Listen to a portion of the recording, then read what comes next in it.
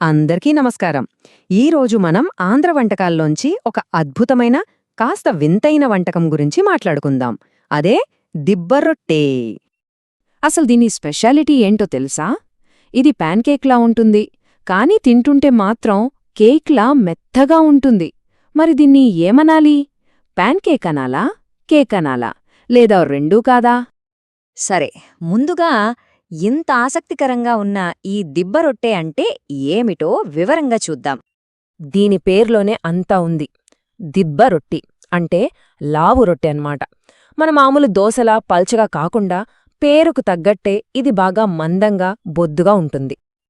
ఇక్కడే అస్సలు మ్యాజిక్ ఉంది.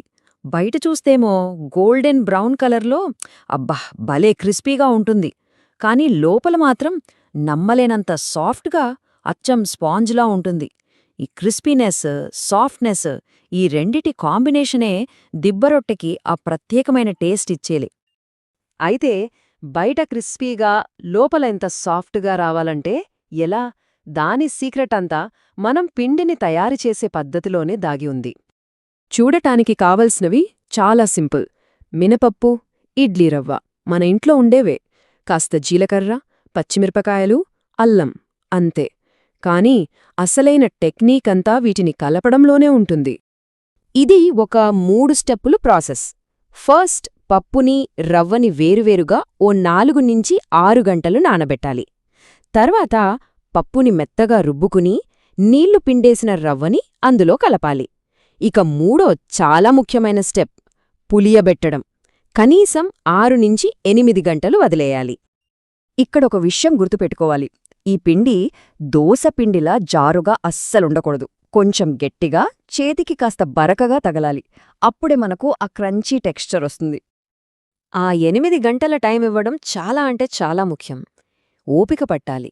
ఆ ఫెర్మెంటేషనే పిండిని తేలికగా చేసి లోపల ఆ గాలిగా ఉండే స్పాంజీ లాంటి టెక్స్చర్ రావడానికి కారణం. సరే, పర్ఫెక్ట్, పిండి రెడీ అయిపోయింది. కానీ అసలు కథ ఇప్పుడే మొదలవుతుంది. దిబ్బరొట్టెని మిగతా వాటికన్నా భిన్నంగా నిలబెట్టేది దాన్ని వండే విధానమే. చూడండి, దోసెగాని, ఊతప్పంగాని పెద్ద మంటమీద, వేడి పెనం మీద చకచకా అయిపోతాయి. కానీ దిబ్బరొట్టి అలా కాదు. దీనికి కావాల్సింది లోతైన, మందపాటి బాండి, ఇంకా చాలా ఓపిక. చాలా తక్కువ మంటమీద నిదానంగా ఉడికించాలి.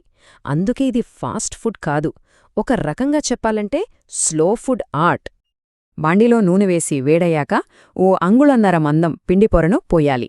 ఆ తర్వాత మూతపెట్టి సాధ్యమైనంత తక్కువ మంటమీద ఓ 15 నిమిషాలు ఉడకనివ్వాలి. అడుగుభాగం మంచి బంగారు రంగులోకొచ్చాక జాగ్రత్తగా రెండో వైపుకి తిప్పి మరో 5 నిమిషాలు కాలనివ్వాలి. ఇక్కడ తొందరపడితే అస్సలు కుదరదు. ఇంత ఓపికగా చేసుకున్నాక ఆ వచ్చే ఫలితం అద్భుతంగా ఉంటుంది. ఆంధ్రలో చాలా ఇళ్లల్లో ఇది ఒక స్పెషల్ బ్రేక్ఫాస్ట్. పండగలకి లేదా వీకెండ్స్లో హాయిగా తినడానికి చేసుకుంటారు. ఇక దేన్ని ఎలా తినాలో చూద్దాం. దిబ్బరొట్టిని వేడివేడిగా ఘాటైన పచ్చళ్లతో తింటే మజాయే వేరు. ముఖ్యంగా ఆవకాయ పచ్చడి లేదా అల్లం పచ్చడితో దీని కాంబినేషన్ అబ్బో మాటల్లో చెప్పలేం. ఆ పచ్చడి ఘాటు ఈ రొట్టి రిచ్నెస్ని పర్ఫెక్ట్గా బ్యాలెన్స్ చేస్తుంది. ఇంకో సరదా విషయం ఏంటంటే దీన్ని మామూలు రొట్టెల్లా కాకుండా కేక్ ముక్కల్లా కోసి సర్వ్ చేస్తారు. ఆ వడ్డించే పద్ధతే దీని కేక్ లాంటి స్వభావాన్ని ఇంకా హైలైట్ చేస్తుంది. సో చూశారుగా, దిబ్బరొట్టి అనేది కేవలం ఒక టిఫిన్ కాదు, అదొక అనుభవం. ఓపిక, సంప్రదాయం కలిపితే వచ్చే ఒక అద్భుతమైన రుచి. మరి ఇంత స్పెషల్ వంటకం మన బ్రేక్ఫాస్ట్లలో దాగి ఉన్న ఒక బెస్ట్ కెప్ట్ సీక్రెట్ ఏమో అనిపిస్తుంది కదా.